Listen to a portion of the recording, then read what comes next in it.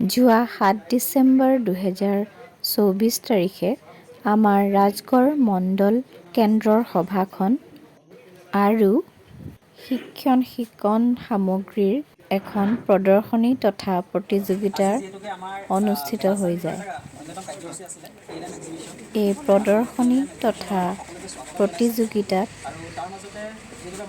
সুচাৰুৰূপে পৰিচালনা কৰিবৰ বাবে আমাৰ মণ্ডল কেন্দ্ৰ সমন্বয়ক শ্ৰী নিশান্ত বেজবৰুৱা দেৱে আমন্ত্ৰণ জনাইছিল শ্ৰী জয়ন্ত চিৰিং ছাৰ আৰু বুঢ়া-বুঢ়ী মণ্ডলৰ সমন্বয়িকা পংকিতা হাজৰিকা বাইদেউ। আমাৰ অষ্টম মানৰ ছাত্ৰী তৰালী দুৱাৰাক প্ৰথমে আমাক ছাৰক এখন চেলেঙেৰে সম্ভাষণ জনাবলৈ অনুৰোধ কৰিছোঁ।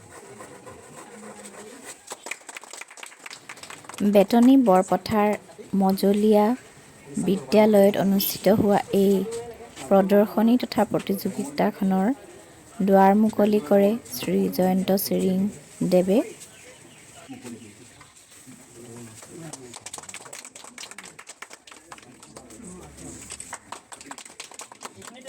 আমাৰ মাজত বুঢ়া-বুঢ়ী মণ্ডল সমন্বয়িকা আহি উপস্থিত হৈছে। বাইদেউকো মই এখন চেলেঙেৰে আমাৰ অনুষ্ঠানলৈ স্বাগতম জনাবলৈ আমাৰ ছাত্ৰীসকলক অনুৰোধ কৰিছোঁ।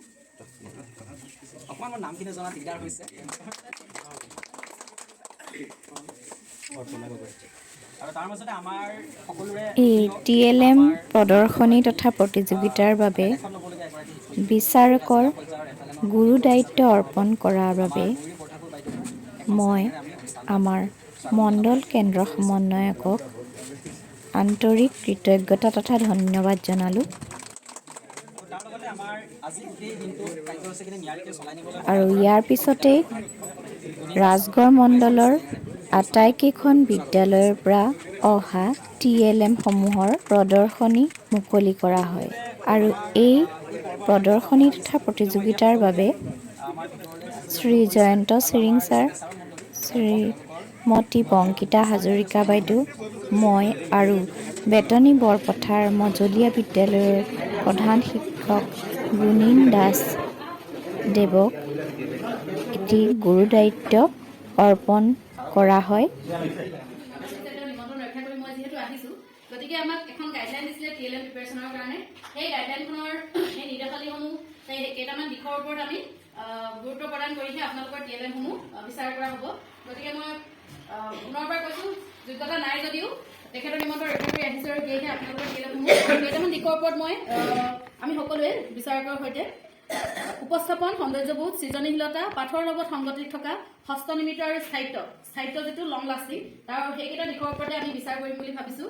গতিকে আশা কৰিছোঁ আপোনালোকে সহায় সহযোগ কৰিব আৰু যদি ক'ৰবাত ভুল ভ্ৰান্তি হয় আপোনালোকৰ আমাৰ এই জাজ পেনেলে আটাইকেইখন বিদ্যালয়ৰ পৰা অহা সুন্দৰ সুন্দৰ TLM সমূহৰ উপস্থাপনসমূহ আমি নিৰীক্ষণ কৰিবলৈ পোৱাত অত্যন্ত গৌৰৱান্বিত অনুভৱ কৰিছোঁ। আহকচোন চাওঁ এই TLM প্ৰদৰ্শনী তথা প্ৰতিযোগিতাৰ বাবে আমাৰ মণ্ডলৰ বিভিন্ন বিদ্যালয়ে লৈ অনা তেওঁলোকৰ সুন্দৰ সুন্দৰ TLM সমূহৰ প্ৰদৰ্শনী তথা তেওঁলোকৰ উপস্থাপন পদ্ধতি। এইকেইটা গোটেইকেইটা ভৰাব। ধুনীয়া হৈছে দেই। যিটো হ'ব তাতে হিচাপ কৰিব, হিচাপ কৰি চাব সংখ্যা কেনেকৈ পাব। কৰাৰ পাছত সেই কাঠখিনি পাই যিটো হাত কৰিলে হাতটো তেওঁলোকে সেই কাঠখিনিৰ পৰা উলিয়াই পেলাই তাত ভৰাব। ভৰালে তেনেকৈ নিজে হাতে কামে থাকিব যোন মানুহখিনি আছে। তাৰপিছত সেইফালে থাকিলে 12 মাহৰ নাম আছে। ওপৰত হ'ল তলৰ ধৰণৰ আৰু দীঘল ছুটি হৈ দেখাব। আছিলে আজি মণ্ডলত মই চিম্পুল তিনিটা আনিছোঁ। নিউ মাছিটোৰ পৰা আছে এটা নিউ মাছি, এইটো বিশেষকৈ ফুট অনুসৰি সংখ্যা ধাৰণা। এটা ফুট লগালোঁ, এটা মানে এক বুলি অসমীয়াত গম পালে, ইটো চাইড দিলে 1 বুলি ইংৰাজীত গম পালে। তাৰপাছত এক এই সংখ্যাটো 1 ইংৰাজীত অইন মান আমি কেনেকৈ বনাইছোঁ তেনেকৈ অসমীয়াত আছে। এফালে ইংৰাজী মই জাষ্ট 3 ঘৰটো লিখি দিছোঁ। 3 পূৰণ 1, 3 গুণ 3 গতিকে এনেকৈ ঘৰত 3 5 গুণ 15 3 নম্বৰ 27 ঠিক তেনেকৈ সংখ্যাটো ওলাই যায় ল'ৰা ছোৱালী খেলি খুব ভাল পাব আৰু ৰং বিৰং দিছে ল'ৰা ছোৱালী খুব ৰং বিৰংটো বেছি ভাল পায় এই তেনেকুৱা গ'ল এইটো এটা আছে আমাৰ 7 বাৰৰ নাম ৰঙৰ ধাৰণা 7 বাৰকেইটা লিখিছোঁ গছ আঁকি কিনে সোমবাৰটো আকৌ ইংৰাজী মই এটা টেলেণ্ট বনাই দিছোঁ এইটো সৰস্বতী যিহেতু ল'ৰা ছোৱালী বৰ্ণ শিকি স্বৰবৰ্ণ আৰু ব্যঞ্জনবৰ্ণ শিকি কিনে মই এইটো দেখাব পাৰোঁ ছাত্ৰ ছাত্ৰীসকলক কটো আ কালৰ লগত কি হ'ব কত আগাৰ কাৰ কত হচুকাই কি কত দীঘলীকাই কি কত হচুকাই কো কত দীঘলকাই কো কত ইকাই কি কত ৰেকাই কি কত ঐকাই কো কত উকাই কি কত ঔকাই কো এনেকৈ এইটো যদি লগাইছে তেতিয়া মই জানি পাত মাজৰ সংখ্যা আৰু আগৰ সংখ্যা ক'লে মানে এইটো এইটো কৰিব পাৰিম MV নহয় এখন অঁ এইখন স্কুল ৰ'ব দেই এইটো ধৰক ফুটবিলাক গণনা কৰি পেলাই সংখ্যা লিখিব ইয়াত মানে কিমানখিনি আয় কৰিব পাৰিছে তাৰপিছত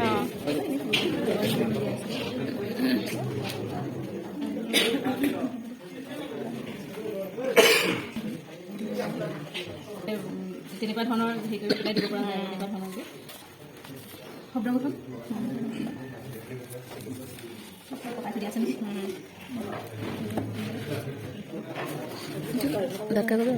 কি কাগজ আছে এইটো দেখিছে নহয় বেলেগ বেলেগ ঠাইত বেলেগ বেলেগ হেৰি ঠাইত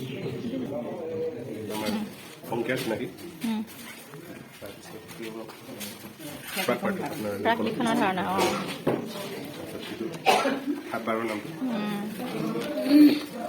যুগৰ ধাৰণা দিয়া আছে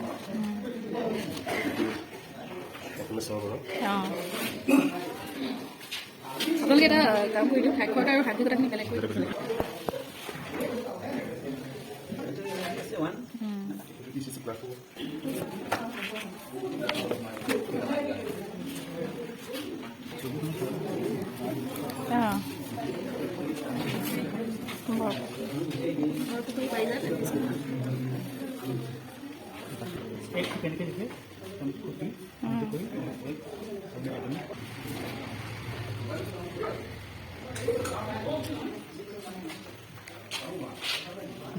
এইটো শহা আৰু কাছৰ হাত এইটো শহাপুকো এইটো কাছ এজোপা গছজোপা তাৰপিছত এইটো ৰঙৰ ধাৰণা দিছোঁ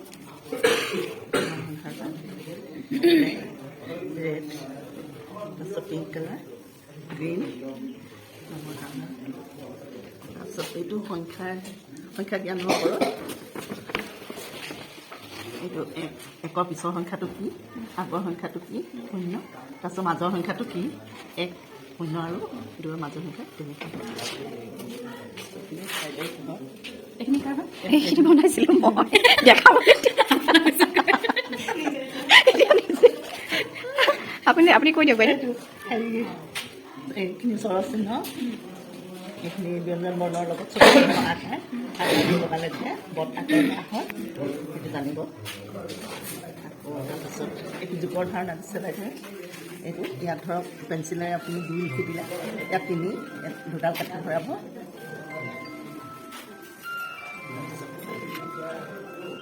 ইয়াত 3ডাল ভৰাব ভৰাই এতিয়া 2 আৰু 3 কিমান হ'ব ইয়াত লিখিব পাওঁ ইয়াত 5ডাল ভৰাই দিব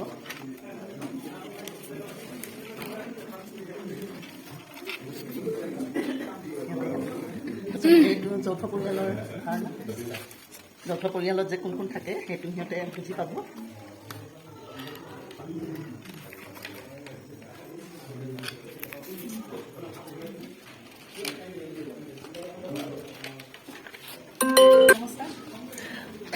আমি বিদ্যালয়ৰ পৰা আহিছোঁ মোৰ নাম মিতালী ৰাজমাঝি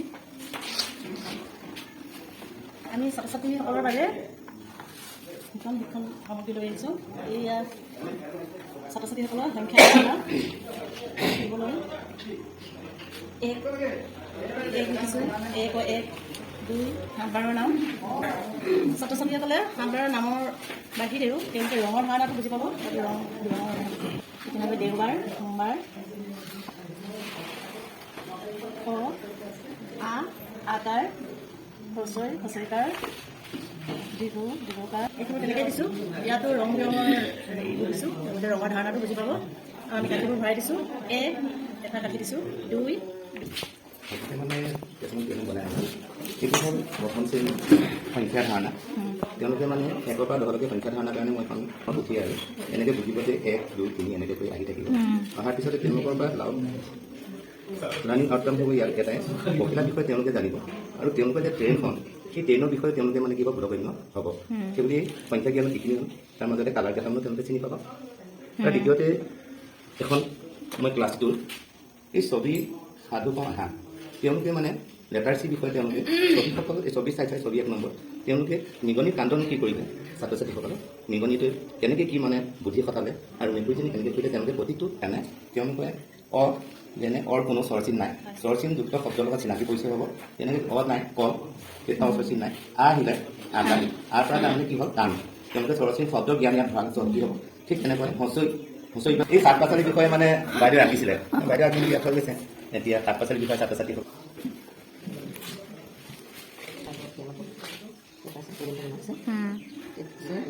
সংখ্যা যোগ কৰিলে নহয় এবাৰ ফুলেৰে ধাৰ মাৰিব চেষ্টা কৰিছে ফুল কৰাৰ জৰিয়তে ৰঙৰ ধানৰ পাওঁ কিছু সংখ্যা দি আছে সংখ্যাবিলাকৰ ডাঙৰ সৰু ডাঙৰ সৰু ইয়াত ডাঙৰ সংখ্যাটো উঠাই দিব পাৰিছে বিজ্ঞানৰ মানে নমস্কাৰ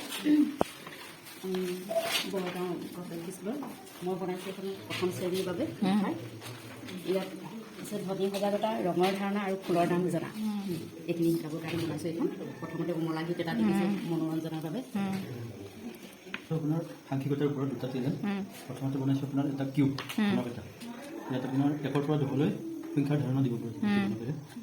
এতিয়া খনিখন খুলি আমি যদি চাওঁ তেতিয়াহ'লে প্ৰথমতে 1 ফুট 1 মানে এটা মানে 1 আৰু ইফালে আছে ইংলিছ 1 তাৰ লগে লগে সিহঁতে আখৰতো গম পাব 1 সংখ্যাটো কেনেকৈ কি আখৰত মিলি পিনে 1 হয় নাইবা কোনকেইটা এলফাবেট মিলি কিনে 1 হয় সেইটো গম পাব। এনেকৈ আপোনাৰ 1ৰ পৰা 2 2ৰ পৰা 3 এনেকৈ 10লৈকে সংখ্যাৰ ধাৰণা পাব পাৰি। এইটো হৈছে আপোনাৰ এটা মানুহৰ আকৃতি কিন্তু সেই মানুহৰ আকৃতিতে আপোনাৰ গোটেই শ্বেপকেইটা সোমাইছে। প্ৰথমতে আমি যদি এইটো টুপি বুলি ধৰোঁ গতিকে টুপিটো কেনেকুৱা আকৃতি হ'ব ত্ৰিভুজ। তাৰপিছত মাথাটো আমি যদি ধৰোঁ এইটো বৃত্ত আৰু এইটো হৈছে বৰ্গ আৰু হাত দুখন আমি যদি চাবলৈ যাওঁ এই দুটা আয়ত আৰু হাতৰ আঙুল হিচাপে আমি ধৰিলে এই দুটা অৰ্ধবৃত্ত হ'ব। তাৰপিছত এইটো এটা ত্ৰিভুজ এই দুখন ভৰি তাৰপিছত এই দুটা আমি জোতা যদি ধৰোঁ তেতিয়াহ'লে অভেল শ্বেপ হ'ব। আমি ইয়াৰ পৰা আমি শ্বেপবিলাক গম পাওঁ।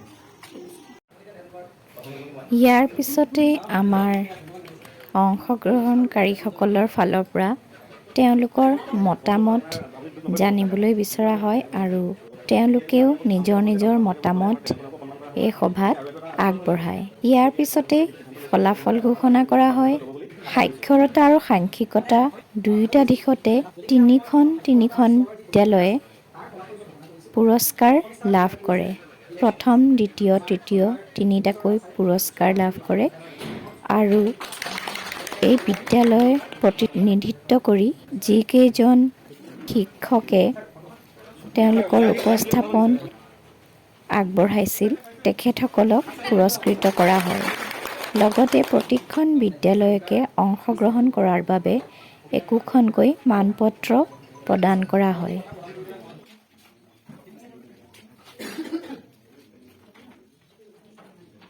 ৰামপুৰ মেঘলা প্ৰাথমিক বিদ্যালয়ৰ পৰা মই আহি বঁটা গ্ৰহণ কৰিবলৈ অনুৰোধ কৰিছোঁ আৰু এই বঁটা প্ৰদান কৰিবলৈ মই আমাৰ মণ্ডলৰে সহশিক্ষয়িত্ৰী মহিলী বৰ্তমান ঠিক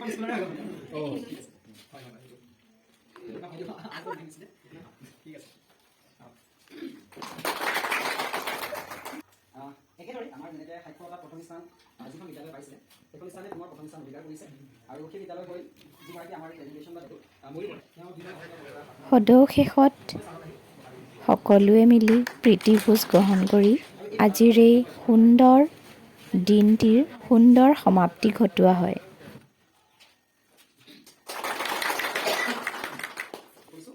এয়াই আছিল আজিৰ এই ব্লগটি। ভিডিঅ'টো চাই ভাল লাগিলে লাইক কৰিব আৰু মোৰ চেনেলটো ছাবস্ক্ৰাইব কৰি দিব। ধন্যবাদ।